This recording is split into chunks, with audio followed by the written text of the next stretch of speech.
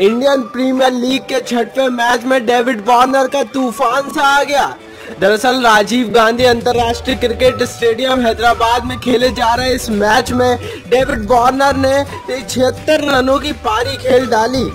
David Warner ने 45 गेंदों पर 76 रन बना दिए और उन्होंने मोइसेस हेनरिक्स के साथ 108 रनों की साझेदारी भी कर दी।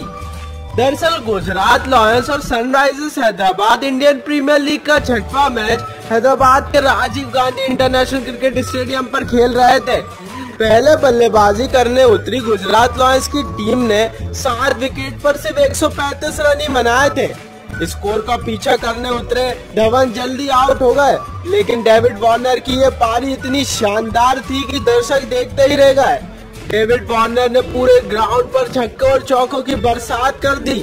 डेविड वार्नर के अलावा उनका साथ मोइसेस हेनरिक्स ने भी दिया। दरअसल ये दोनों ही ऑस्ट्रेलियन बल्लेबाजों ने एक साथ मिलकर 108 रनों की साझेदारी भी कर डाली।